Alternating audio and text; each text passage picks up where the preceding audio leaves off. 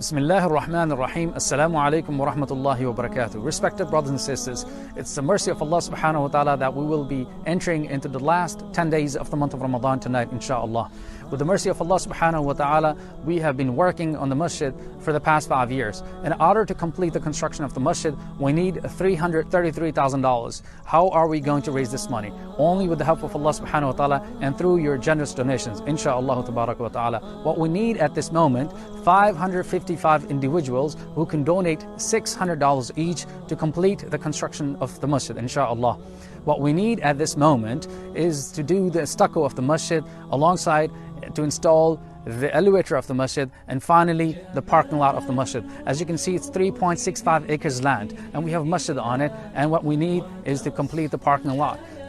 We have 84 parking spaces, and inshallah we will be able to do it all together with the mercy of Allah subhanahu wa ta'ala. We ask Allah subhanahu wa ta'ala to bless you all and shower His mercy and blessings upon all of us. Ameen ya Rabbil Alameen. And give us the ability and the strength that we obey Him and obey His Messenger sallallahu ta'ala alayhi wa sallam. Wassalamu alaikum wa rahmatullahi wa barakatuh.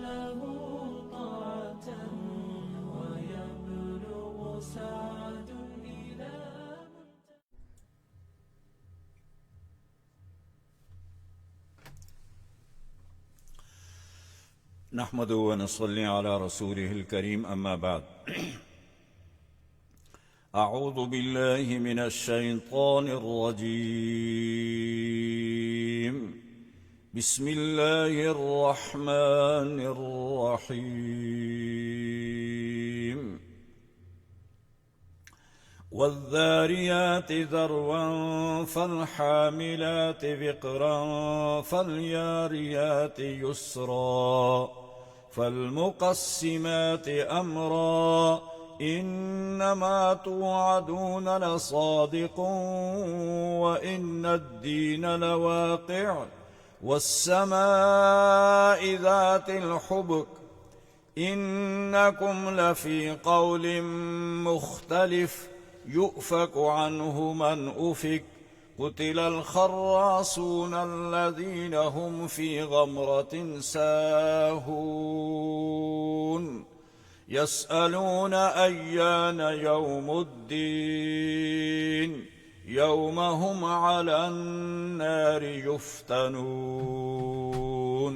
ذوقوا فتنتكم هذا الذي كنتم به تستعجلون صدق اللہ العظیم. سامعین ناظرین و حضرات، السلام علیکم ورحمۃ اللہ وبرکاتہ. حسب معمول آج کی نشست میں ہمارے پاس 27واں پارہ ہے اور سورہ ذاریات سے ہم شروع کریں گے انشاءاللہ. سورہ ذاریات مکی ہے اور اس کے اندر 60 آیات ہیں اور 3 رکوع ہیں. سورہ ذاریات میں زیادہ تر مضامین آخرت، قیامت، اس میں مردوں کے زندہ ہونے، حساب و کتاب، ثواب، عذاب کے متعلق اس میں ارشاد فرمایا گیا ہے. ابتدائی صورت میں چند چیزوں کی قسم کھا کر اللہ تبارک و تعالی نے ارشاد فرمایا کہ قیامت کے متعلق جن چیزوں کا وعدہ کیا گیا ہے وہ سچا ہے. پہلے قسم کھوائی اور اس کے بعد جواب قسم آیا کہ انما توعدون لصادق، بے شک جو وعدہ تم سے کیا گیا ہے وہ سچا ہے، یعنی قیامت آ کر ہی رہے گی. ذاریات سے مراد وہ ہوائیں ہیں جن کے ساتھ غبار ہوتا ہے، اور حاملات وقرن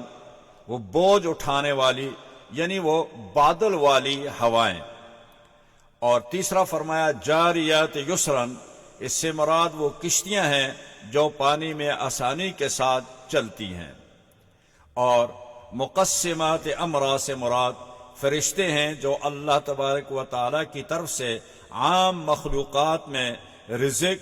بارش، پانی، راحت، تکلیف وغیرہ تقسیم کرتے ہیں. تو یہ 5 قسم کے اللہ تبارک و تعالی نے یہاں قسمیں کھائی ہیں، اور یہ اس کا جواب قسم آگے یہ دیا کہ انما توعدون لصادق، بے شک جس چیز کی ہم قسم کھاتے ہیں، جو ہم نے وعدہ کیا ہے، وہ وعدہ سچا ہے اور وہ ہو کر ہی رہے گا. اگلی آیت نمبر 6 میں فرمایا ان دین الواقع، بے شک الدین، جیسے آپ نے پہلے سورہ فاتحہ میں روزانہ آپ پڑھتے ہیں مالک یوم الدین، تو یوم الدین کے معنی ہے انصاف کا دن۔ وہ انصاف کا دن کیا ہے؟ وہ قیامت ہے، کہ ان الدین الواقع، بے شک انصاف کا دن جو ہے وہ قائم ہو کر رہے گا، یعنی قیامت آ کر ہی رہے گی، یقینی ہے۔ آگے فرمایا کہ آسمان کے حبک، ذات الحبک کے معنی ہے کہ آسمان کی جو دھاریاں ہیں وہ راستے والے دھاریاں ہیں، یعنی جس طرح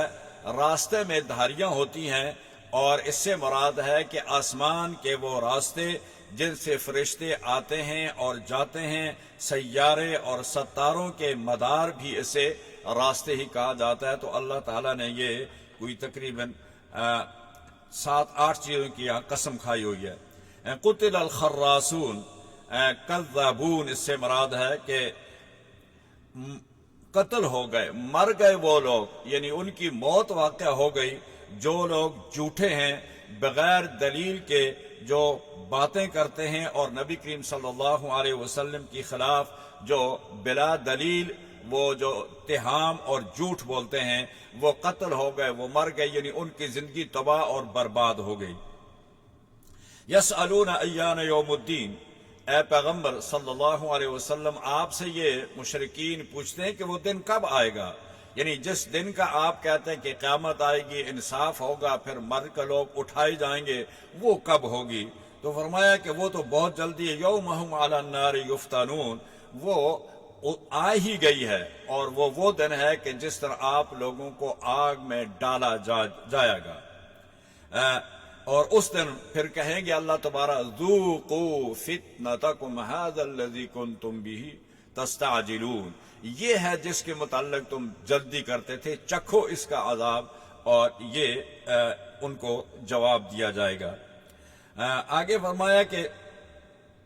متقین کے اللہ تبارک و تعالیٰ نے اگلی آیات میں کچھ صفات بیان کی ہیں۔ ان المتقین فی جنات وعیون، وہ متقین وہ لوگ ہیں جو شب بیداری میں ایمان والے ہیں اور شب بیدار رہتے ہیں، یہاں استغفار مانگتے ہیں، حاجت مندوں کی مدد کرتے ہیں، اور سوال کرنے والوں کے سوال کا جواب دیتے ہیں، یعنی ان کے سوال کو پورا کرتے ہیں، محروم، فقیر، مسکین، غریب، ناداروں کی وہ مدد کرتے ہیں، یہ وہ لوگ ہیں۔ اور آپ نے نفسوں پر غور کرتے ہیں، اور لوح محفوظ میں لکھا ہوا ہے کہ رزق جو ہم نے دیا ہے وفی اموالہم حق معلوم، اور فی اموالہم للسائل والمحروم والذین یصدقون بیوم الدین والذین هم من عذاب ربهم مشفقون ان عذاب ربهم غیر مأمون۔ اسی طرح آگے اللہ تبارک و تعالی نے ان لوگوں کے متعلق یہ جو متقین ہیں ان کی صفات بیان کی ہیں، اور اگلی آیات میں اللہ تبارک و تعالی نے حضرت ابراہیم علیہ السلام کا واقعہ بیان کیا گیا ہے کہ حضرت ابراہیم علیہ السلام کے پاس جو مہمان آئے تھے انسانوں کی شکل میں، اللہ تبارک و تعالی نے فرشتے بھیجے۔ تو آیت نمبر 24 تا 37 هل اتاک حدیث ضیف ابراہیم المکرمین، یہ مہمان آئے، حضرت ابراہیم نے جب دیکھا کہ مہمان آئے ہیں اور جلدی سے بغیر ان کو بتائے ان کے کھانے کا انتظام شروع کر دیا، اور آپ نے ایک بچڑا ذبح کیا اور اس کا گوشت جو تھا وہ روسٹ کر کے لایا، ان کے سامنے رکھا، تو ان کو کہا کہ ما لکم لا تاکلون، کہ تم کیوں نہیں کھاتے؟ تو انہوں نے کہا کہ ہم کھانا کھانے نہیں آئے، انا ارسلنا الی فرعون، اور دوسری جگہ میں فرمایا کہ انا ارسلنا بسلطان مبین۔ تو آگے حضرت ابراہیم علیہ السلام نے ان کو جب یہ کہا تو انہوں نے کہا کہ قال فما خطبکم ایھا المرسلون قالوا انا ارسلنا الی قوم لوط۔ تو انہوں نے حضرت لوط علیہ السلام کے متعلق انہوں نے کہا کہ ہم تو قوم لوط کے لیے اللہ تعالیٰ نے ہمیں بھیجا ہے۔ قالوا انا ارسلنا الى قوم مجرمین لنرسل علیہم حجارۃ من طین مسومۃ عند ربک للمسرفین۔ یہ فرشتے نے یہ کہا کہ ہم تو اللہ تبارک و تعالی نے ہمیں تو بھیجا ہے کہ ہم قوم لوط کے پاس جائیں گے اور ان پر اللہ تعالیٰ نے پتھروں کی برسات کرنی ہے، ہم تو اس کام کے لیے آئے ہیں۔ اور ساتھ ہی جب انہوں نے وہ کھانا آگے رکھا فَقَرَّبَهُ إِلَيْهِمْ قَالَ أَلَا تَأْكُلُونَ فَأَوْجَسَ مِنْهُمْ خِيفَةً قَالُوا لَا تَخَفْ وَبَشَّرُوهُ بِغُلَامٍ عَلِيمٍ۔ حضرت ابراہیم علیہ السلام نے یہ سوچا کہ شاید یہ کھانا نہیں کھاتے ہیں تو معلوم ہوتا ہے کوئی ہمارے کوئی خلاف تو نہیں ہے، کوئی دشمن تو نہیں ہے کہ جو مہمانوں کی شکل میں ہمارے پاس آئے، کیونکہ وہ زمانہ ایسا تھا نبیوں کی انبیاء کی اس وقت ہر طرح سے دشمنی ہوتی تھی، قتل کیا جاتا تھا، جیسے حضرت شعیب کو، زکریا کو، یحییٰ کو، تو اس سے انہیں بھی تھوڑا سا خوف ہو گیا، تو انہوں نے کہا کہ نہیں، قالوا لا تخف، گھبرانے کی بات نہیں ہے، وبشروہ بغلام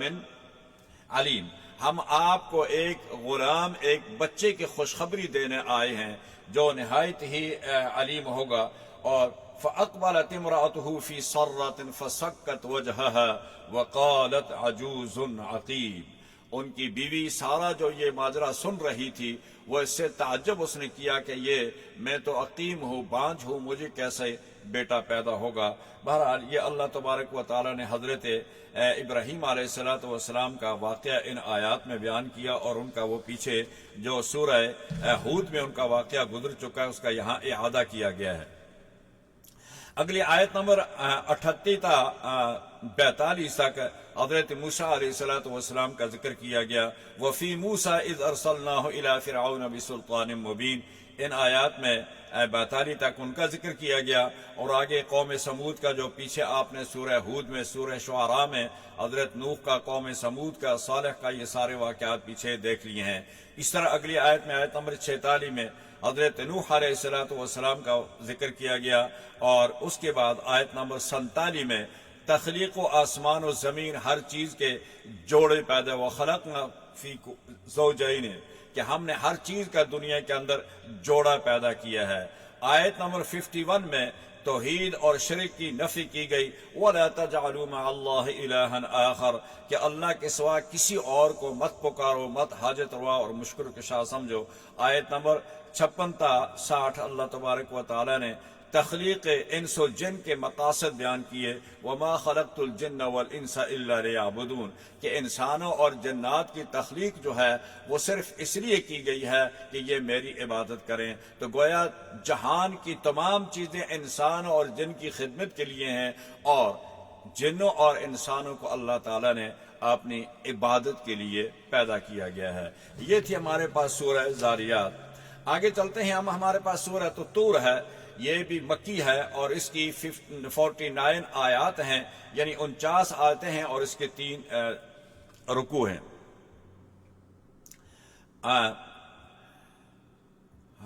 اس صورت میں اللہ تبارک و تعالیٰ نے 6 چیزوں کی قسم اٹھا کر فرمایا کہ تمہارے رب کا عذاب واقع ہو کر ہی رہے گا۔ والطور وکتاب مستور فی رق منشور والبیت المعمور والسقف المرفوع والبحر المسجور ان عذاب ربک لواقع۔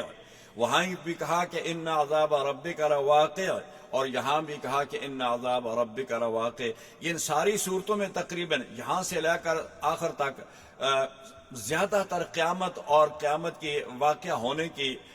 اس پر زیادہ زور دیا گیا ہے، چونکہ مشرکین مکہ اور کفار جو تھے وہ قیامت کا انکار کرتے تھے، تو اللہ تبارک و تعالیٰ نے یہاں قسمیں کھا کر مختلف چیزوں کی اس بات کا ان کو انشور کیا ہے کہ قیامت ضرور آئے گی، اور ضرور آئے گی، اور اس میں عدل اور انصاف کے ساتھ فیصلے کیے جائیں گے۔ پہلی قسم کھائی کی قسم ہے طور کی، یعنی طور سینا کی۔ پھر فرمایا کہ لکھی ہوئی کتاب کی، یا نامہ اعمال، یا قرآن کریم نے، بعض نے قرآن کریم مراد لیا ہے، بعض نے کہا ہے کہ اس سے مراد نام اعمال ہے، اور زیادہ تر یہ ہے کہ یہ قرآن کریم ہے۔ قرطبی نے کہا کہ اس سے قرآن کریم مراد ہے۔ بیت المعمور فرشتوں کا کعبہ، جو 7ویں آسمان پر ہے، جہاں حضرت نبی اکرم صلی اللہ علیہ وسلم جب معراج پر گئے تو آپ نے حضرت ابراہیم سے جو ملاقات کی تھی وہ وہاں بیت المعمور کے پاس تھی، اور وہاں حضرت ابراہیم سے آپ صلی اللہ علیہ وسلم کی ملاقات ہوئی۔ تو یہ وہ ہے بیت المعمور ہے جو فرشتوں کا کعبہ ہے۔ جیسے ہمارا کعبہ ہے، ہم اس کا طواف کرتے ہیں، ایسے ہی 7ویں آسمان پر بیت المعمور ہے جو فرشتوں کا کعبہ ہے، اور وہ فرشتے اس کا طواف کرتے ہیں۔ آگے فرمایا نمبر 4، والسقف المرفوع، اللہ تعالیٰ نے آسمان کی قسم کھائی کہ مجھے اس آسمان کی قسم ہے، بیت المعمور کی قسم ہے، اور آگے فرمایا البحر المسجور، ابلے ہوئے دریا، یعنی اس پانی کی قسم ہے جو کھولتا ہوا ہے، آگ بھڑکانے والے، اور آگے 6 فرمایا کہ بے شک عذاب واقع ہو کر ہی رہے گا۔ والبحر المسجور ان عذاب ربک لواقع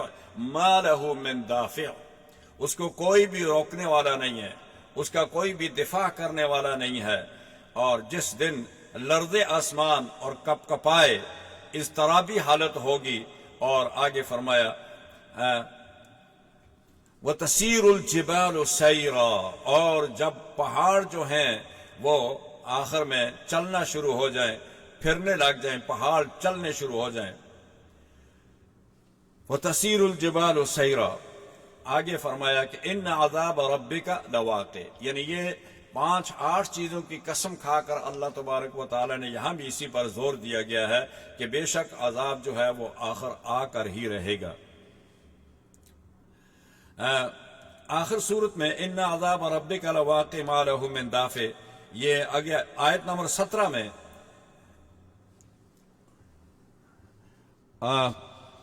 ان المتقین فی جنات و نعیم، متقین کا ذکر کیا ہے، اور متقین کے ساتھ اللہ تبارک و تعالی نے یہاں ایک اور چیز بھی اس کا اضافہ کیا ہے کہ جو نیک اور صالح لوگ ہوں گے، متقی لوگ ہوں گے، جنت میں جب وہ جائیں گے تو اللہ تبارک و تعالی الحقنا بہم ذریتہم وما التناہم من عملہم من شیء، یہ لوگ وہاں اگر یہ بھی پوچھیں گے کہ اے اللہ ہمارے اولاد، ہماری فیملیاں کہاں ہیں، تو اللہ تبارک و تعالی اگر ان کی فیملیاں بے شک ان جیسی نیک نہیں ہیں، ان جیسے اعمال نہیں ہیں، لیکن وہ مومنین ہیں اور اچھے لوگ ہیں، تو اللہ تبارک و تعالی ان کی فیملیوں بھی ان کے ساتھ اللہ تعالی ملا دیں گے۔ وَمَا أَلَتْنَاهُم مِّنْ عَمَلِهِم مِّن شَيْءٍ، اور یہاں یہ بات بھی ذہن نشین کر لینی چاہیے کہ اللہ تبارک و تعالی ان نیک لوگوں کے اعمال میں کچھ کمی نہیں کریں گے کہ ان کے اعمال میں سے کم کر کے کچھ ان کو دیا جائے، بلکہ اپنے فضل اور لطف سے اللہ تبارک و تعالی ان کی اولاد کو، ان کی فیملیوں کو ان کے ساتھ اللہ تعالی ملا دیں گے۔ الحقنا بہم ذریتہم وما التناہم من عملہم من شیء، ایسا نہیں کیا گیا کہ بزرگوں کے عمل میں سے کچھ کم کر کے ان کو دیا جائے۔ اگلی آیت نمبر 17 تا 28 جنت کی نعمتوں کا اللہ تبارک و تعالی نے ذکر کیا گیا، وہ تمام انعامات جو نیک لوگوں کو وہاں ملیں گے۔ آیت نمبر 29 میں فذکر فما انت بنعمت ربک، آگے اس آیت میں حضور صلی اللہ علیہ وسلم کی دعوت کے بارے میں مشرکین کو ہمیشہ وہ اس موقف کی وہ وضاحت کرتی ہے یہ آیت کہ آپ سے اور نبی کریم صلی اللہ علیہ وسلم، یعنی آپ سے یہ استہزاء کرتے ہیں، آپ کا مذاق اڑاتے ہیں، آپ کے قرآن کریم کا انکار کرتے ہیں۔ اللہ تعالیٰ نے اس کا جواب دیا سورت کے اختتام پر، اور رسول اللہ صلی اللہ علیہ وسلم کو تسلی دی فَإِنَّكَ بِأَعْيُنِنَا وَسَبِّحْ بِحَمْدِ رَبِّكَ حِينَ تَقُومُ وَمِنَ اللَّيْلِ فَسَبِّحْهُ وَإِدْبَارَ النُّجُومِ، آپ ہمارے نظروں میں ہیں، یعنی ہماری حفاظت میں ہیں۔ اے پرافت صلی اللہ علیہ وسلم، آپ کوئی غم اور فکر کرنے کی آپ کو ضرورت نہیں ہے۔ یہ آپ کے ساتھ استہزاء کرتے ہیں، قرآن کو بھی یہ جھٹلاتے ہیں، لیکن ہم آپ کے محافظ ہیں، ہم آپ کی حفاظت کرتے ہیں، آپ ہماری نگرانی میں ہیں۔ آپ ان استہزاؤں کا، ان کے جھٹلانے کا، اس کی کوئی آپ فکر مت کریں، ہم آپ کے ساتھ ہیں، اور آپ کو ان کے شر سے ہم محفوظ رکھیں گے۔ آخر میں فرمایا کہ تسبیح وَمِنَ اللَّيْلِ فَسَبِّحْ وَإِدْبَارَ النُّجُومِ، اور آپ وَمِنَ اللَّيْلِ یعنی شام سے لے کر رات ساری عبادت کرتے ہیں، اللہ کی تسبیح بیان کرتے ہیں، اور وَإِدْبَارَ النُّجُومِ اور سورج کے بعد یعنی فجر کی نماز، یعنی آپ فجر میں بھی اللہ کی تسبیح و تعلیل کرتے ہیں، اور رات کے مغرب کے بعد بھی رات کی تسبیح، اور فجر کی یعنی نجوم کے بعد ستارے غروب ہونے کے بعد، ستارے جب صبح ہوتی ہے تو ستارے غروب ہو جاتے ہیں، دن آ جاتا ہے، اس سے مراد یعنی فجر ہے، یعنی جب ستارے غروب ہو جاتے ہیں تو آپ فجر کی نماز بھی اللہ کی تسبیح کرتے ہیں، مغرب میں بھی کرتے ہیں، عشاء میں بھی کرتے ہیں، لہذا آپ اپنے کام میں لگے رہیں اور ان مشرکین کا آپ کوئی فکر نہ کریں، ہم آپ کی حفاظت کے لیے موجود ہیں اور ہم آپ کی حفاظت جاری رکھیں گے۔ آگے سورۃ النجم ہے، یہ بھی مکی ہے، اس کی 62 آیتیں ہیں اور 3 رکوع ہیں۔ اس میں بھی اللہ تبارک و تعالیٰ نے قسم کھائی ہے، قسم ہے ستارے کی جب وہ غروب ہو جائے، وَالنَّجْمِ إِذَا هَوَى مَا ضَلَّ صَاحِبُكُمْ وَمَا غَوَى وَمَا يَنْطِقُ عَنِ الْهَوَى إِنْ هُوَ إِلَّا وَحْيٌ يُوحَى۔ اس صورت میں اللہ تبارک و تعالیٰ نے ستارے کی قسم کھا کر حضور نبی کریم صلی اللہ علیہ وسلم کی صداقت بیان کی گئی ہے، اور یہ صورت مکہ میں نازل ہوئی، حضور صلی اللہ علیہ وسلم نے مجمع عام میں یہ پڑھ کر سنائی اور پھر سجدہ تلاوت کیا، اور تمام صحابہ نے آپ کا اتباع کیا، یعنی سب نے سجدہ کیا، بلکہ جو اس وقت مشرکین موجود تھے وہ بھی سارے کے سارے سجدہ میں گر پڑے اور سجدہ تلاوت کیا۔ اور ایک شخص تھا جس نے ایک مٹھی مٹی کی اٹھا کر پیشانی کے ساتھ لگائی اور کہا کہ میرے لیے یہی کافی ہے۔ حضرت عبداللہ ابن مسعود رضی اللہ تعالیٰ عنہ فرماتے ہیں کہ میں نے اس کو کفر کی حالت میں مرا ہوا دیکھا، اس شخص کو جس نے اللہ کے سامنے سجدہ نہیں کیا، تکبر کیا اور تھوڑی سی مٹی اٹھا کر اپنی پیشانی کے ساتھ لگا دی، اس نے کہا مجھے یہی کافی ہے۔ آیت نمبر 19 تا 23 مشرکین کی مذمت کرتی ہے یہ آیت، اور جو لات عزا منات جن بتوں کی عبادت کرتے ہیں اللہ تبارک و تعالی اور فرشتوں کو اللہ کی بیٹیاں قرار دیتے ہیں، ان کی اللہ تبارک و تعالی نے اس آیت میں مذمت کی ہے۔ آگے آیت نمبر 30 تک فَأَعْرِضْ عَنْ مَنْ تَوَلَّى، یعنی افسوس ہے کہ آج ہمارا حال ان لوگوں جیسا ہے، یعنی آپ صلی اللہ علیہ وسلم کو یہ حکم دیا گیا ہے کہ ایسے لوگوں سے اپنا خیال ہٹا لیجئے گا جو ہماری یاد سے رخ پھیر لیتے ہیں۔ فَأَعْرِضْ عَمَّنْ تَوَلَّى عَنْ ذِكْرِنَا وَلَمْ يُرِدْ إِلَّا الْحَيَاةَ الدُّنْيَا۔ یہاں آیت کریمہ نے سرکار دو عالم صلی اللہ علیہ وسلم کو یہ حکم دیا ہے کہ جو لوگ آخرت سے اور ہمارے ذکر سے اعراض کرتے ہیں، جو آخرت پر یقین نہیں رکھتے، آخرت کا خیال نہیں رکھتے ہیں اور دنیا سے محبت کرتے ہیں، دنیا کے پیچھے ہی لگے ہوئے ہیں، تو آپ اپنا رخ ان لوگوں سے ہٹا لیجئے گا، یعنی ان لوگوں سے آپ دور ہو جائیں کہ جن لوگوں کی نظروں میں دنیا ہی سب کچھ ہے اور آخرت کا اور میرے ذکر کا انکار کرتے ہیں، آپ ان سے دور ہو جائیے۔ تو یہاں یہ بات اگر ہم کہیں تو یہ وجہ ہوگی کہ افسوس ہے کہ آج ہمارا حال بھی ایسا ہی ہے جو اس آیت میں اللہ تبارک و تعالیٰ نے کفار کا حال بیان کیا تھا، یعنی یہ کفار کا حالات ہیں کہ جو آخرت سے بھاگتے ہیں اور دنیا سے محبت کرتے ہیں، جو اللہ کے ذکر سے اعراض کرتے ہیں۔ ذکر سے قرآن مراد ہے، اللہ کی عبادت سے، اللہ کے ذکر سے نماز، قرآن، یہ سارے ذکر ہیں، لہذا جو اس سے اعراض کرتے ہیں اور دنیا سے محبت کرتے ہیں تو اے پیغمبر صلی اللہ علیہ وسلم آپ ہی ان سے دور ہو جائیے، آپ ہی ان سے ہٹ جائیے گا۔ اگلی آیت نمبر 31 میں اللہ تبارک و تعالیٰ نے توحید باری تعالیٰ کا ذکر کیا ہے اور ہدایت ربانی کی پیروی کرنے والے اور محبین کا ذکر کیا گیا ہے، اور فرمایا کہ أَفَرَأَيْتَ الَّذِي تَوَلَّى وَأَعْطَى قَلِيلًا وَأَكْدَى أَعِندَهُ عِلْمُ الْغَيْبِ فَهُوَ يَرَى أَمْ لَمْ يُنَبَّأْ بِمَا فِي صُحُفِ مُوسَى۔ آیت نمبر 31 تا 32 میں اللہ تبارک و تعالیٰ نے محبین کا ذکر کیا گیا ہے جو اللہ تعالیٰ سے ڈرتے ہیں اور اللہ تعالیٰ کی ہدایت پر عمل کرتے ہیں۔ آیت نمبر 33 میں أَفَرَأَيْتَ الَّذِي تَوَلَّى وَأَعْطَى قَلِيلًا وَأَكْدَى، در منصور میں ابن جریر نے ایک روایت نقل کی ہے کہ ایک شخص تھا، وہ دین سے محبت کرتا تھا اور اللہ سے ڈرتا تھا، خوف کھاتا تھا، اور اسے دوسرا شخص اس نے اس کو ایمان پر ملامت کرتا تھا اور آخرت پر اور خوف پر اور آخرت سے ڈرنے پر وہ ملامت کرتا تھا، اور اس کو یہ کہتا تھا، اس نے کہا کہ ایسا کریں کہ آپ کہتے ہیں کہ میں اللہ سے ڈرتا ہوں، اللہ کے عذاب سے ڈرتا ہوں، تو آپ مجھے کچھ دے دیں تو میں آپ کا آخرت کا عذاب جو ہے اس کی ذمہ داری میں قبول کرتا ہوں۔ اس نے اس کو کچھ دے دیا،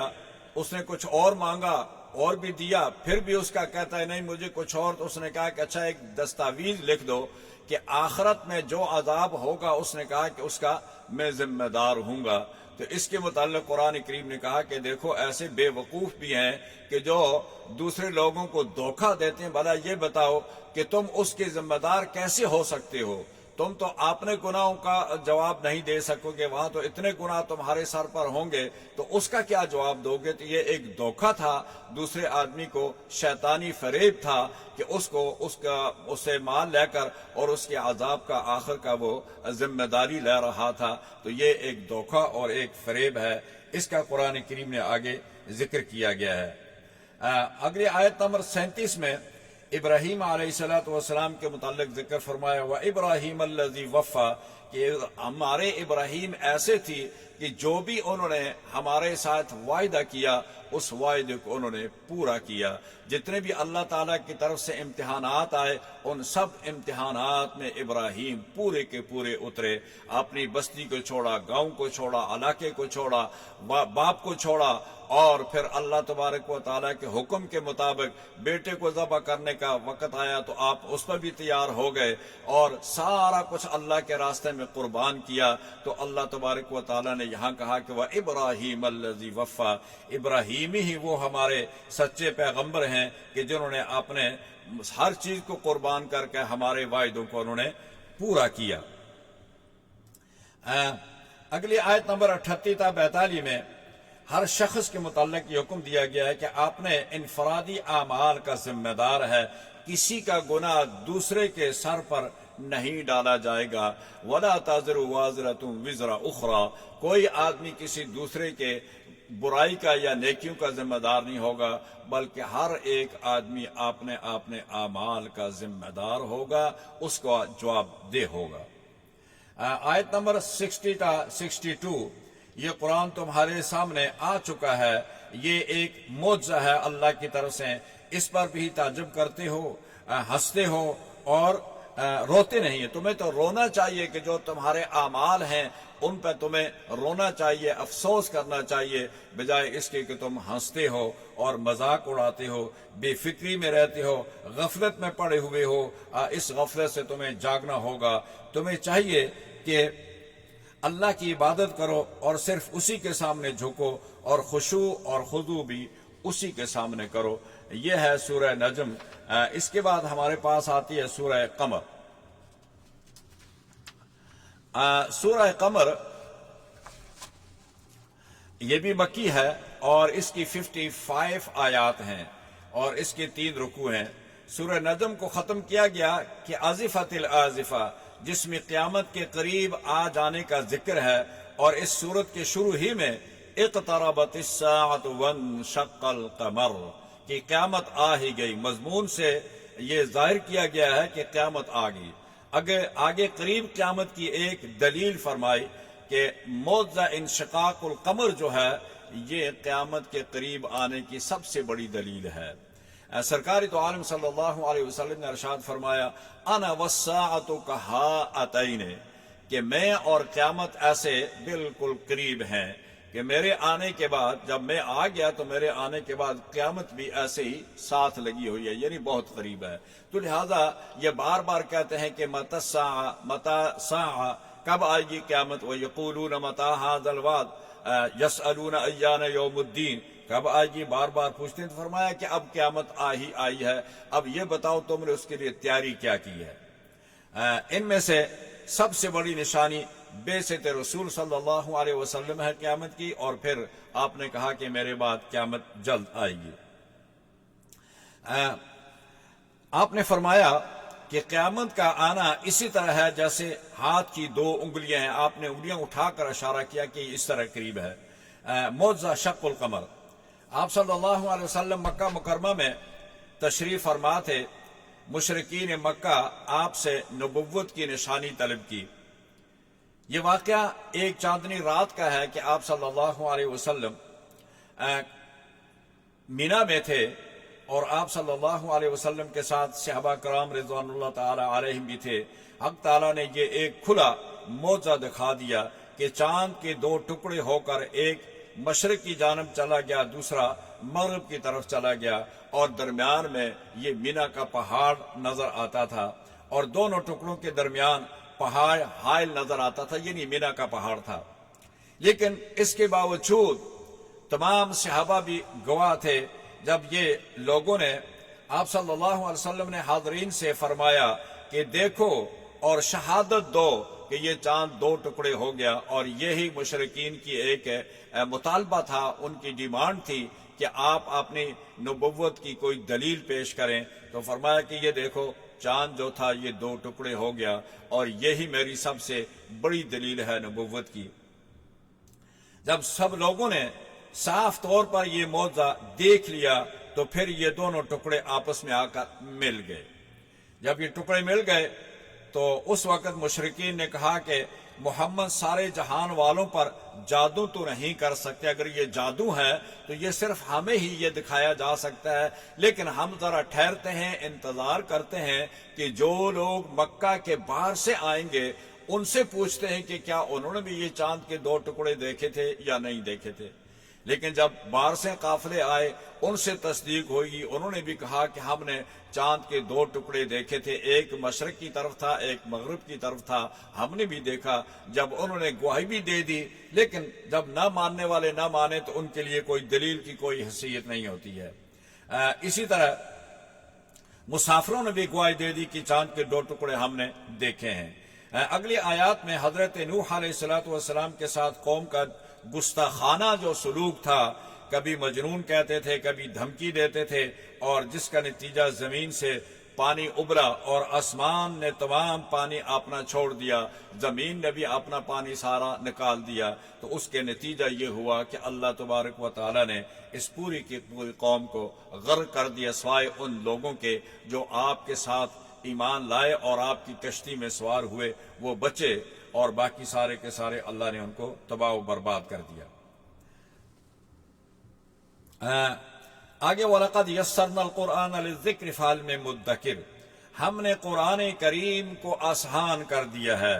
یعنی قرآن کریم کا سمجھنا، اس کا حفظ کرنا، اور یہ آپ دیکھ لیں، یاد رکھیں، اور آپ پوری اسلامی تاریخ یا دوسری تاریخوں کو دیکھ لیں، کوئی بھی دنیا کے اندر ایسی کتاب نہیں ہے، اتنی بڑی ضخیم کتاب جو الف لام میم سے لے کر والناس تک پوری کی پوری کسی کو یاد ہو۔ اگر لوگوں نے تورات بھی یاد کی تھی تو پوری نہیں تھی، کچھ چند اس کے اجزاء یاد تھے۔ اس طرح اگر انجیل بھی کسی کو یاد تھی تو وہ بھی تھوڑی سی تھی، لیکن قرآن کا یہ اعجاز ہے کہ یہ پوری کا پورا آج چھوٹے سے چھوٹے 7 اور 8 سال کے بچوں میں کے سینوں میں محفوظ ہے، بڑے سے بڑے عورتیں ہیں، بچے ہیں، جوان ہیں، بوڑھے ہیں، ان کے دلوں میں اللہ تعالیٰ نے اس کو محفوظ کر دیا، اور دنیا کا کوئی کونا ایسا نہیں ہے جہاں آج کل قرآن کے حفاظ اور قراء اور علماء موجود نہیں ہیں۔ اس لیے فرمایا کہ وَلَقَدْ يَسَّرْنَا الْقُرْآنَ لِلذِّكْرِ فَهَلْ مِن مُدَّكِرٍ،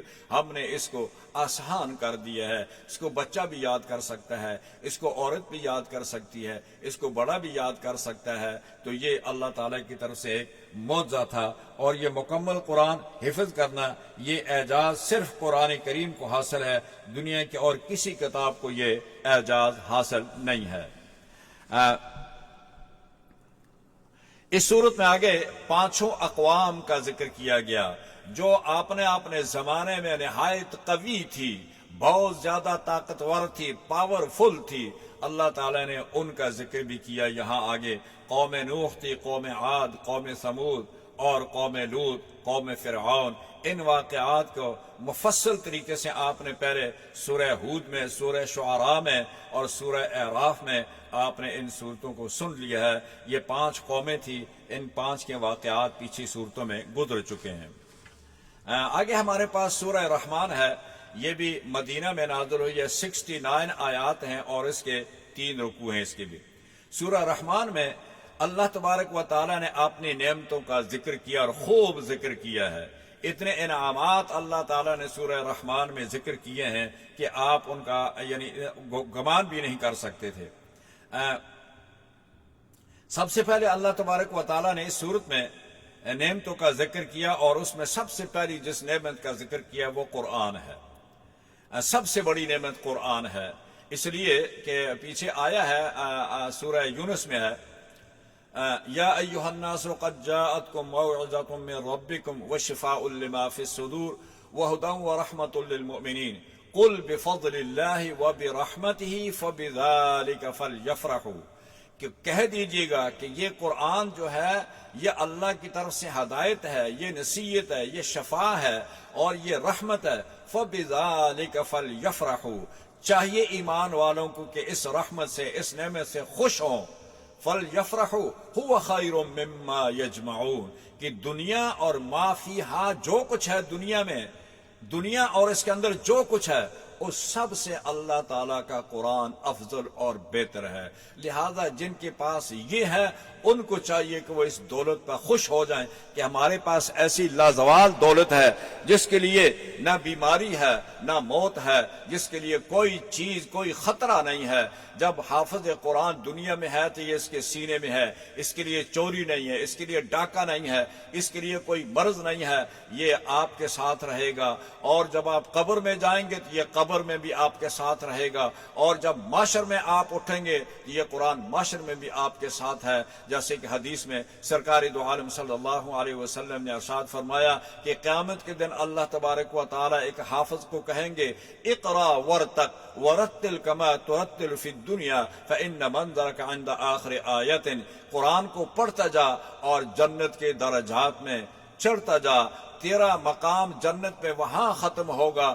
جہاں تو قرآن پڑھ کر ختم کرے گا۔ اور یہ حافظ قرآن اپنے 10 آدمیوں کی جن پر جہنم واجب ہوگی ان کی سفارش کر کے ان کو بھی اللہ کے حکم سے جنت میں لے کر جائے گا۔ اس کے والدین کو ایک ایسا سنہری تاج پہنایا جائے گا کہ اس تاج کی روشنی، اگر وہ سنہری تاج آج دنیا میں ہو تو یہ دنیا کی روشنی اس کے سامنے ماند پڑ جائے۔ اور اگر تم کیا خیال کرتے کہ اگر ایک ایسا تاج، ایک ایسا روشن ستارہ کسی گھر میں آ جائے، اس گھر کے اندر اس کی کتنی روشنی ہوگی؟ تو اللہ تعالیٰ اس کے والدین کو ایک ایسا تاج بھی پہنائیں گے، یہ بھی جنت میں جائے گا، ان لوگوں کی سفارش بھی کرے گا۔ لہذا قرآن کریم سب سے پہلے اللہ تعالیٰ نے فرمایا الرحمن علم القرآن، اور یہ لفظ نصر غیر مرتب ہے، یعنی یوں سمجھے علم القرآن الرحمن، رحمان نے قرآن سکھایا۔ کہتے ہیں کہ علمہ کے 2 مفعول ہوتے ہیں، اس کے 2 مفعول ہیں۔ ایک تو فرمایا کہ یہ قرآن کریم کا ذکر کیا،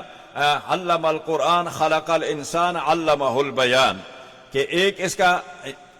ذکر تو علم القرآن کہا۔ علمہ کے 2 مفعول ہوتے ہیں، ایک وہ جو سکھانے والا ہے اور ایک وہ جس کو سکھایا جاتا ہے، تو دوسرا وہ جس کو سکھایا جاتا ہے۔ لیکن یہاں ایک ذکر ہے اور وہ ہے سکھانے، علم القرآن، جس نے قرآن سکھایا۔ لیکن یہاں ایک دوسرا مفسرین کا خیال ہے کہ دوسرا مفعول جس کو سکھایا جائے وہ نبی اکرم صلی اللہ علیہ وسلم کی ذات ہے، کہ علم القرآن، جس نے قرآن سکھایا۔ کس کو سکھایا؟ آپ نے پیغمبر صلی اللہ علیہ وسلم کو سکھایا، پھر آپ صلی اللہ علیہ وسلم نے اپنے صحابہ کو سکھایا، پھر آپ کے صحابہ نے آگے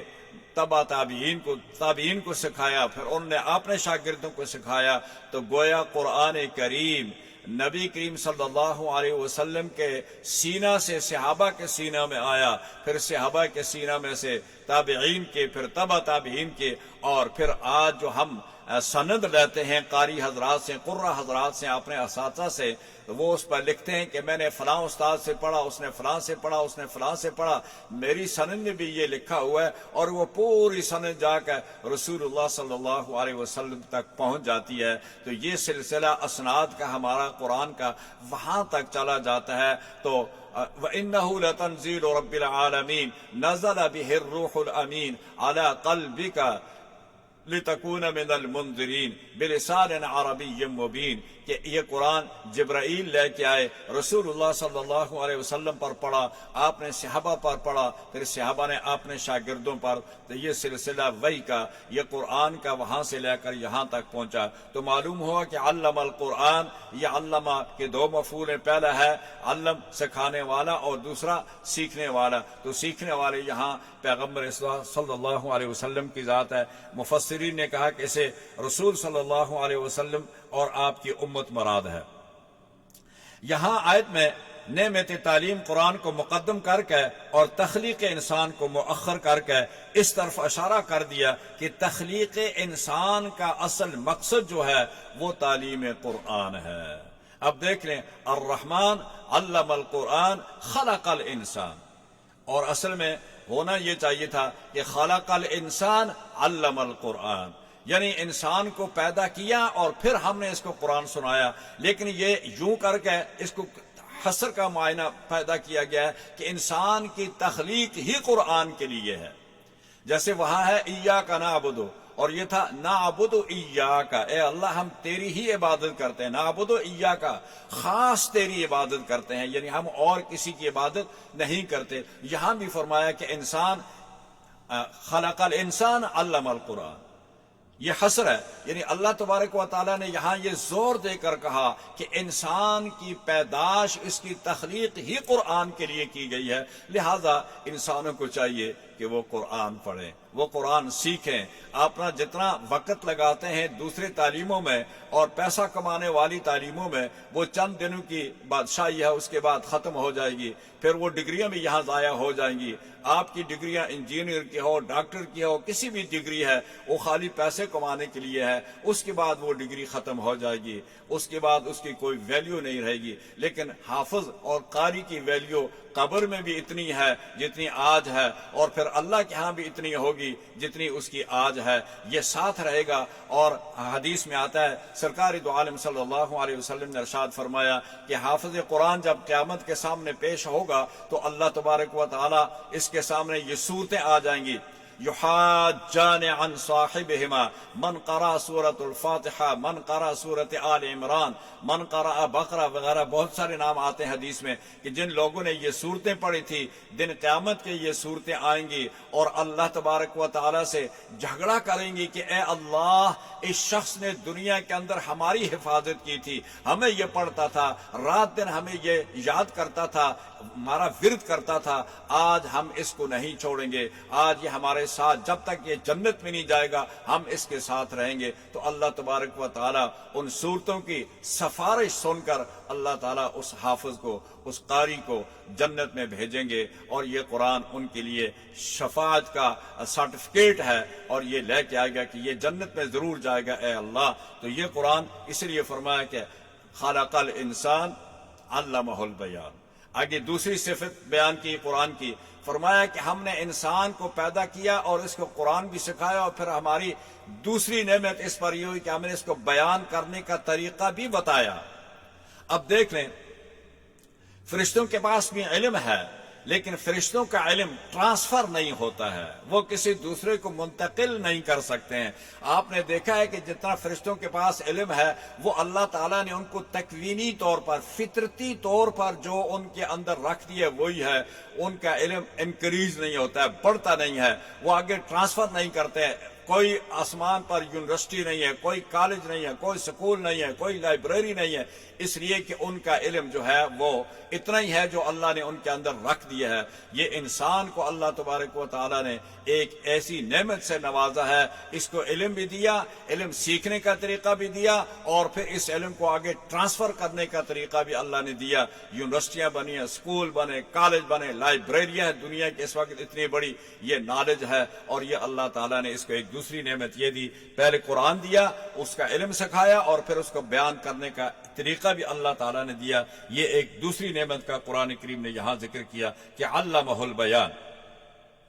کہ ہم نے اس کو بیان کرنے کا طریقہ بھی بتایا۔ تعلیم قرآن ایک نعمت ہو گئی، اور پھر اس کو بیان کرنے کا طریقہ ایک دوسری نعمت ہو گئی۔ تو اللہ تبارک و تعالیٰ نے یہ دونوں نعمتیں اس انسان کو عطا فرمائی، کیونکہ یہ تعلیم قرآن افادہ اور استفادہ بیان پر موقوف ہے۔ یہ استفادہ بھی کرتا ہے اور آگے دوسروں کو بھی یہ فائدہ دیتا ہے۔ باقی چیزیں انسان اور حیوان میں تقریباً سب ہی مشترک ہیں۔ نشو و نما حیوان بھی پاتے ہیں، انسان بھی پاتے ہیں۔ سردی گرمی انسان کو لگتی ہے، ان کو بھی لگتی ہے۔ اس طرح کھانے پینے کی جتنی اشیاء ہیں، جتنے حیوانوں کو ضرورت ہے وہ انسانوں کو بھی ضرورت ہے۔ یہ ساری چیزیں باقی مشترک ہیں، لیکن اللہ تبارک و تعالیٰ نے یہ جو نعمتیں دی ہیں، علم اور خصوصی قرآن اور اس کا بیان، اس کا لکھنے کا، اس کا پڑھنے کا طریقہ، یہ خصوصی اللہ تعالیٰ نے اس انسان پر ایک نعمت خاص کی ہے۔ تمام صورت میں اللہ تبارک و تعالیٰ نے اپنی نعمتوں کا ذکر فرمایا۔ پھر آگے زمین و آسمان میں جو اللہ تبارک و تعالیٰ نے نعمتیں رکھی ہیں وہ ساری بنی نوع انسان کے لیے ہیں۔ سورج ہے، چاند ہے، ستارے ہیں، زمین ہے، اس کے اندر ہر چیز جتنی بھی پیدا کی ہے وہ انسان کے لیے ہے۔ اور اسی طرح فرمایا میزان عدل اللہ نے قائم کیا ہے، وَأَقِيمُوا الْوَزْنَ بِالْقِسْطِ وَلَا تُخْسِرُوا الْمِيزَانَ، تم بھی عدل اور انصاف کرو اور اس میں کمی بیشی مت کرو۔ اور عدل اور انصاف قائم کرنے کے ہر صورت حکم دیا گیا ہے، اس میں کمی بیشی کسی طرح بھی جائز نہیں ہے۔ اور اللہ نے کہا کہ میں برداشت نہیں کروں گا اس کا، تمہیں اگر کرو گے تو اس کا تمہیں ثمرہ بھگتنا پڑے گا۔ آگے فرمایا دریاؤں کا ذکر، موتیوں کا ذکر، مونگوں کا ذکر۔ دریا شور اور دریائے شیریں، ہم نے دو دریا بنائے ہیں، ایک میٹھا ہے ایک نمکین ہے۔ اسی طرح موتی اور مونگے دریائے شور سے نکلتے ہیں، اور دونوں دریا دور تک چلے جاتے ہیں، آپس میں ملتے نہیں ہیں۔ یہ بھی آپ نے دیکھا، مرج البحرین یلتقیان بینہما برزخ لا یبغیان۔ آگے فرمایا کل من علیہا فان۔ یہ نعمتیں ذکر کرنے کے بعد فرمایا کہ یہ ساری چیزیں فنا ہونے والی ہیں، یہ آسمان و زمین بھی مٹ جائیں گے، یہ دریا، یہ سمندر، یہ آگ بن جائیں گے، اور اس وقت کوئی چیز باقی نہیں رہے گی۔ کل من علیہا فان ویبقى وجہ ربک ذو الجلال والاکرام۔ صرف خداوند قدوس کی ایک ذات گرامی باقی رہے گی، باقی ہر چیز فنا ہو جائے گی۔ آگے فرمایا وَلِمَنْ خَافَ مَقَامَ رَبِّهِ جَنَّتَانِ، دو باغ سونے کے۔ وَلِمَنْ خَاف، جو کوئی ڈرے گا اللہ تبارک و تعالیٰ سے، اللہ تعالیٰ نے اس کے لیے جو جو باغ بنائے ہیں، وہ باغ فرمایا سونے کے بنے ہوئے ہیں، وہ باغ سونے کے ہیں اور مقربین کے لیے ہیں، اور دو باغ چاندی کے ہیں، اور وہ جو ہے وہ عام مومنین صالحین کے لیے ہیں۔ پھر ان میں چشموں کا ذکر فرمایا، یہ ہے نانی تجریان، ایک تجریان فرمایا اور دوسرے میں نضاختان فرمایا۔ اور تجریان چار جاری رہنے والے کی صفت ہے، اور نضاختان کے معنی ہے ابلنے والے۔ تو گویا ابلنے والے تو تمامی چشمے ہوتے ہیں، تمامی دریا ہوتے ہیں، ابلتے ہیں وہ، لیکن تجریان فرمایا یہ زیادہ سے زیادہ زمین پر جاری رہنے والے ہیں۔ اور آخرکار جنتان، جنتوں کی نعمتوں کا ذکر، باغ، چشمے، پھل، حوریں، جن کو اس سے پہلے کسی نے مس تک نہیں کیا، اللہ تعالیٰ نے وہ بھی اس میں قرآن کریم میں ذکر کیا سورہ رحمان میں۔ اس کے نام پر بھی آخر اس ذات پاک کا تو کیا ہی کہنا ہے کہ اس کا نام بھی بابرکت ہے۔ آگے آخر میں فرمایا تبارک اسم ربک ذو الجلال والاکرام، وہی برکت والی وہ ذات ہے جو ہر ایک پر رحم اور کرم کرنے والی ذات ہے۔ آگے سورہ واقعہ ہمارے پاس آتی ہے۔ سورہ واقعہ مکی ہے اور اس کی 96 آیات ہیں اور 3 رکوع ہیں۔ سورہ واقعہ کے خصوصیت، فضیلت اور اس کے فضائل جو ہیں، حضرت عبداللہ ابن مسعود رضی اللہ تعالی عنہ آخر بیماری میں مبتلا تھے، یہ مرض الموت کی آخری بیماری تھی۔ حضرت عثمان غنی رضی اللہ تعالیٰ عنہ کی اعادت کے لیے گئے، اور ان کی اعادت کرنے کے لیے فرمایا کہ عثمان نے پوچھا کہ ما تشتکی، کہ آپ کو کیا تکلیف ہے؟ تو انہوں نے آگے سے جواب دیا کہ ذنوبی، یعنی آپ نے گناہوں کی تکلیف ہے۔ پھر پوچھا کہ ما تشتہی، آپ کیا چاہتے ہیں؟ فرمایا کہ رحمت ربی، میں اللہ کی رحمت ہی چاہتا ہوں، اپنے رب کی رحمت چاہتا ہوں۔ پھر حضرت عثمان نے فرمایا کہ میں آپ کے لیے کسی طبیب معالج کو بلا لوں؟ تو الطبیب امراضانی، حضرت عبداللہ ابن مسعود فرماتے ہیں کہ طبیب ہی نے تو مجھے بیمار کیا، یعنی وہ رب ہے، اسی نے مجھے بیمار کیا، وہی طبیب ہے، اس کے علاوہ کون طبیب ہے؟ پھر حضرت عثمان نے کہا کہ میں بیت المال سے کچھ عطیہ آپ کو بھیج دوں۔ جواب دیا کہ لا حاجت فیہ، مجھے اس عطیے کی ضرورت نہیں ہے۔ حضرت عثمان نے فرمایا کہ لے لیجئے گا، آپ کے بعد آپ کے بچیوں کو کام آ جائے گا۔ حضرت عبداللہ ابن مسعود نے جواب دیا کہ میں نے انہیں تاکید کر رکھی ہے کہ یہ سورت رات کو سوتے وقت تلاوت کر لینا، اور کیونکہ میں نے رسول اللہ صلی اللہ علیہ وسلم سے سنا ہے کہ من قرأ سورۃ الواقعہ کل لیلۃ لم تصفہ فاقہ ابدا، کہ لم تصیب فاقہ ابدا، جو شخص رات میں سورہ واقعہ پڑھا کرے کبھی فاقہ میں مبتلا نہیں ہوگا۔ تو میں اپنی بچیوں کو یہ نصیحت کر دی ہے کہ سورہ واقعہ پڑھیں، اور رات کو سونے سے پہلے پڑھ لیں، آپ کو کبھی فاقہ میں مبتلا نہیں ہوں گے۔ واقعہ قیامت کے ناموں میں سے ایک نام ہے، اس کے وقوع میں کوئی کذب نہیں ہو سکتا، یعنی اس کے واقعہ ہونے میں کوئی شک نہیں ہے، نہ کوئی جھوٹ ہے، لہذا یہ بھی ان میں سے ہے۔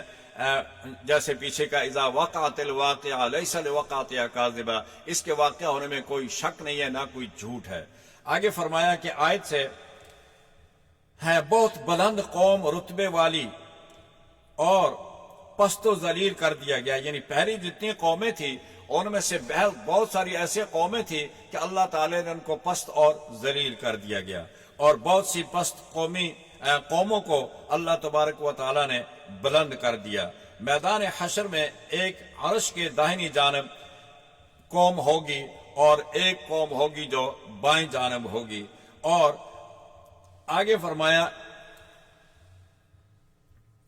عرش کے بائیں جانب یہ سب لوگ جنتی ہوں گے، اور بائیں جانب جو ہوں گے وہ سارے جہنمی ہوں گے۔ طائفتن،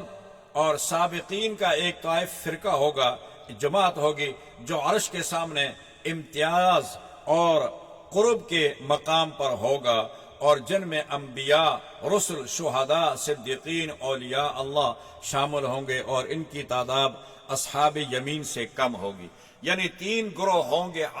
قیامت کے دن، اور ایک دائیں جانب ہوگا عرش کے، ایک بائیں ہوگا، اور ایک سامنے ہوگا۔ سامنے انبیاء ہوں گے، بلکہ ایک حدیث میں بھی آتا ہے کہ ایک بہت بڑا سٹیج ہوگا قیامت کے دن اللہ تبارک و تعالیٰ کے سامنے، اس پر انبیاء، شہداء، صالحین، قراء، علماء، یہ سارے نیک لوگ اللہ کے جو قرب والے ہیں یہ اس پہ ہوں گے، اور باقی لوگ دائیں اور بائیں ہوں گے۔ تو فرمایا جو بائیں سائڈ میں ہوں گے وہ جہنمی ہوں گے، اور جو دائیں جانب ہوں گے وہ نیک مومنین اور صالحین لوگ ہوں گے۔ آگے فرمایا کہ ثلۃ من الاولین وثلۃ من الآخرین، حضرت آدم علیہ السلام سے لے کر قرب زمان خاتم الانبیاء صلی اللہ علیہ وسلم کے تمام مخلوقات جو ہے یہ اولین، ثلۃ من الاولین میں داخل ہے، اور خاتم الانبیاء صلی اللہ علیہ وسلم سے لے کر قیامت تک آنے والی مخلوق جو ہے یہ ثلۃ من الآخرین میں شامل ہے۔ ثلۃ من الاولین وقلیل من الآخرین، حضرت عمر بن خطاب رضی اللہ تعالیٰ عنہ سے تعجب سے پوچھا کہ یا رسول اللہ صلی اللہ علیہ وسلم، کیا پہلی امتوں میں سے، پچھلی امتوں میں سابقین زیادہ ہوں گے اور ہم کم ہوں گے؟ تو آپ صلی اللہ علیہ وسلم نے اس کے بعد پھر سوال پر فرمایا کہ یہ آیت نازل ہوئی، یعنی ایک سال کے بعد، پھر اس سوال کے بعد ایک سال کے بعد اگلا حصہ نازل ہوا، اور وہ تھا جب ایک سال بعد یہ آیت نازل ہوئی ثلۃ من الاولین وثلۃ من الآخرین، یعنی حضور نے فرمایا کہ اسمع یا عمر ما قد انزل اللہ ثلۃ من الاولین وثلۃ من الآخرین، اے عمر سن لو جو اللہ تعالیٰ نے نازل فرمایا ہے کہ اولین میں سے بھی صلہ یعنی بڑی جماعت ہوگی، اور یاد رکھو کہ آدم سے مجھ تک ایک صلہ ہے اور میری امت دوسرا صلہ ہے۔ یعنی اس امت کی فضیلت اللہ تبارک و تعالیٰ نے یہ بھی بتا دی کہ انتم تتمون 70 امتا انتم اخیرها وَأَكْرَمُهَا عَلَى اللَّهِ تعالی، تم 70 سابقہ امتوں کا تتمہ ہو، یعنی ان کا نچوڑ ہو، ان کو مکمل کرنے والے ہوگے، اور جن میں سب سے آخر میں اللہ تبارک و تعالیٰ کے نزدیک سب سے زیادہ افضل اور اکرم ہوں گے وہ تم ہوگے، یعنی وہ میری امت ہوگی۔ اور آگے فرمایا وَالَّذِي نَفْسِي بِيَدِهِ انی لارجو ان تکونوا نصف اہل الجنہ، قسم ہے اس ذات کی جس کے قبضہ قدرت میں میری جان ہے، مجھے یہ امید ہے کہ تم یعنی امت محمدیہ اہل جنت کے نصف ہوں گے۔ اہل جنت کی کل 120 صفیں ہوں گی، اور 120 صفوں میں سے اللہ تبارک و تعالیٰ نے نبی کریم صلی اللہ علیہ وسلم کی صفیں جو ہیں وہ 80 صفیں ہوں گی، یعنی 120 میں سے 80 صفیں مسلمانوں کی ہوں گی اور 40 صفیں دوسری امتوں کی ہوں گی۔ تو یہ ایک بہت بڑی خوشخبری ہے اس امت کے لیے، لہذا تمہیں چاہیے کہ اس سٹیٹس کو برقرار رکھنے کے لیے اللہ تعالیٰ کی طرف رجوع کرو، قرآن کو پڑھو، سنو، اس پر عمل کرو، سرکار دو عالم صلی اللہ علیہ وسلم کے لائے ہوئے اس درخت کو، اس پودے کو، اس کو زیادہ سے زیادہ اس پر عمل کرنے کی کوشش کرو، اس کی آبیاری کرو۔ اہل جنت 120 صفا، اور اس میں جیسا کہ حدیث میں بیان کر دیا گیا۔ اب ہمارے پاس ایک صورت تو باقی رہ گئی ہے، وہ انشاءاللہ کل کسی وقت انشاءاللہ اس کا ذکر کریں گے، سورہ حدید ہے، اس میں بہت ساری